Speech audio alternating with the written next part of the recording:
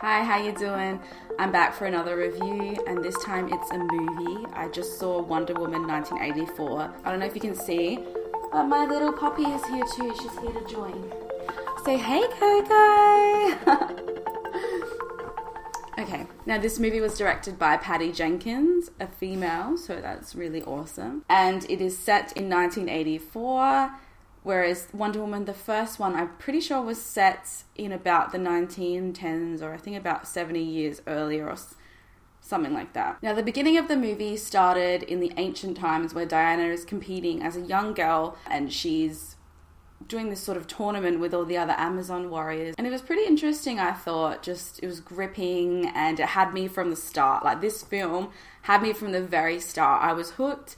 I was watching, ready, thinking, oh my gosh, this is going to be an epic movie. I think the scene at the start was really good, and I loved the message of, you know, a hero isn't born from lies. That was the beginning of the theme of this film of truth. The whole film really is about truth, about being truthful and being an honest person. And also, I loved how they touched on about how the world is just beautiful the way it is. That if you look at things a different way and appreciate what you have. You don't need to have and want all these things that you don't have. These things that you think are going to be good, like money, fame, fortune. And especially after this year with COVID, I think it's a really good lesson for us all to take in. So the actors in the film were incredible. Gal Gadot, of course, she's just perfect. Like, she just looks perfect. She's amazing. Just a great Wonder Woman, I believe. I think she makes an amazing Wonder Woman. Also, Chris Pine was in it, and he was great. He was actually quite funny. Pedro Pascal, like, wow, his acting was incredible. I talk about the acting because it's important to me, and I do act as well myself. I notice those sort of things that just, when something's really believable, it makes it so much better. So the acting was top notch. Like, I absolutely loved it. Just when he was becoming ill and when he kept granting all those wishes and wishing for things himself, you could see that it was eating away at him, and he just played that so well. I felt sick looking at him. I thought, how do you live? How do you have the will to live when you're not well? Like, it just really showed me how health is really everything. It's more than money and all that, because if you don't have your health, you can't enjoy those things, and you can't really live. So, and also, let me tell you, Kristen Wiig, like,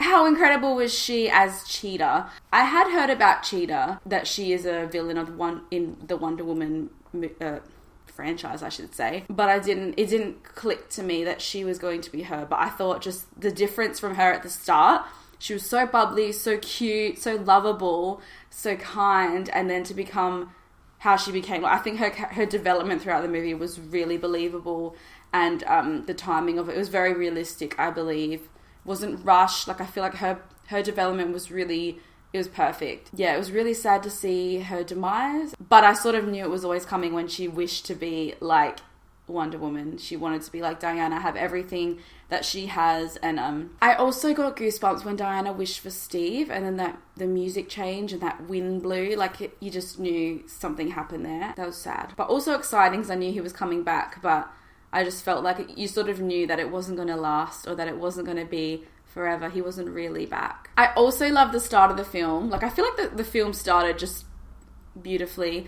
I loved how the first few scenes, how we're going to the mall, and those burglars were trying to steal those artifacts, and we come to the stone. Just the scenes where, you know, there's a kid hanging off over the rail, and then how Diana comes in and just saves the day and saves all of the kids, and multiple times. You just know, like, I don't know, I just loved seeing her character do that. You see that with all these other superheroes. I think it's just breathtaking for me personally, seeing it from like a woman, you know, seeing a strong woman do that. And you see that a lot. It's not like she's the only badass woman on film or TV. There's something about Wonder Woman, her character, how she's just really powerful, like a Superman kind of character. And yeah, I really love that. And I just feel like I had goosebumps a lot throughout this whole movie, to be honest, and that's when something really, like, gets to me or touches my heart, I get goosebumps. Now, this stone that grants wishes, I feel like it was it was really cool. I'm not familiar with comics or anything like that, so I'm not sure if that's the story that happens in the comics. I just personally feel the storyline with the stone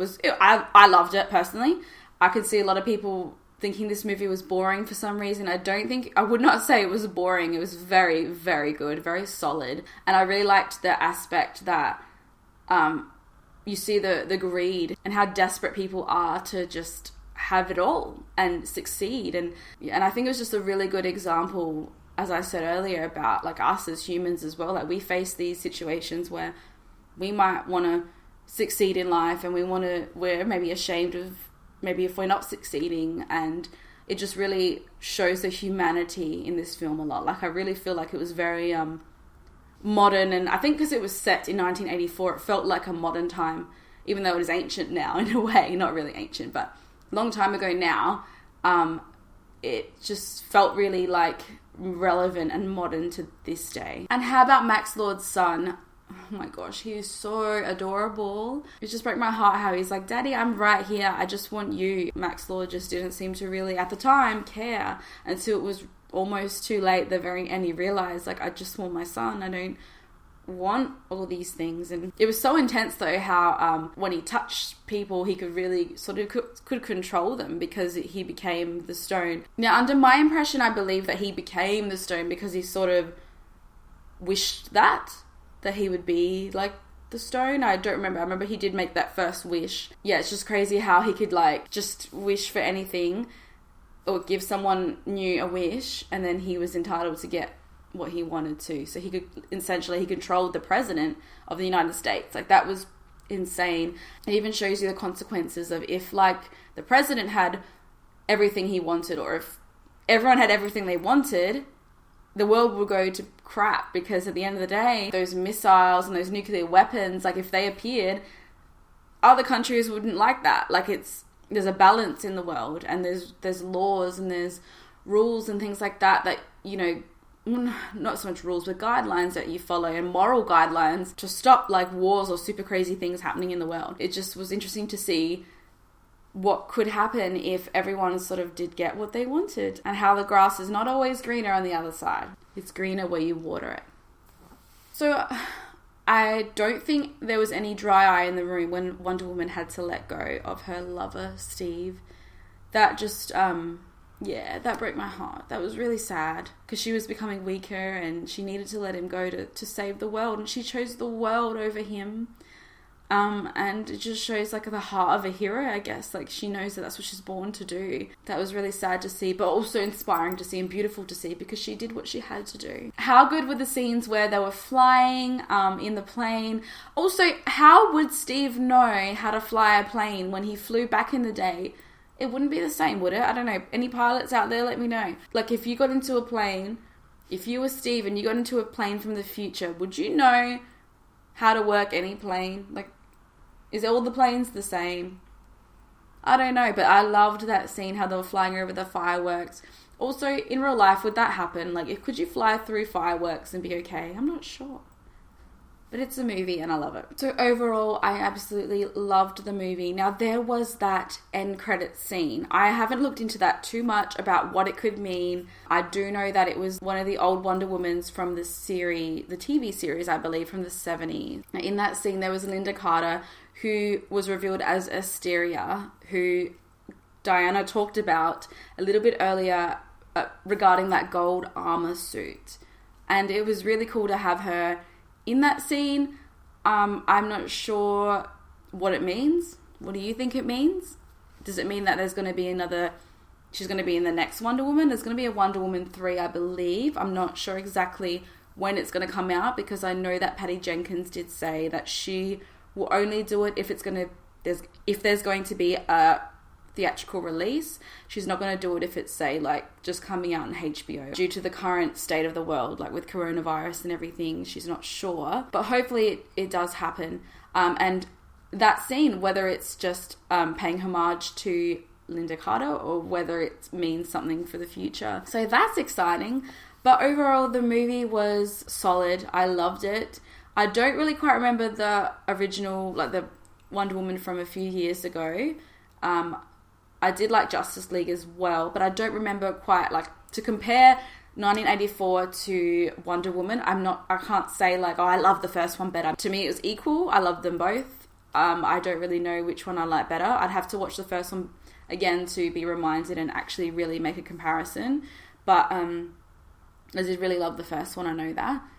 I really love this one too. So I've just got all positive things to say about this movie. Go watch it if you haven't seen it yet. It's brilliant.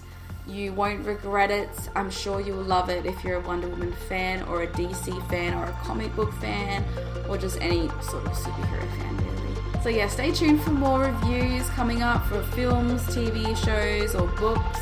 If you'd like to see more, like and subscribe, and write in the comments below as well what you thought about the movie. Let's talk about it. Thank you guys.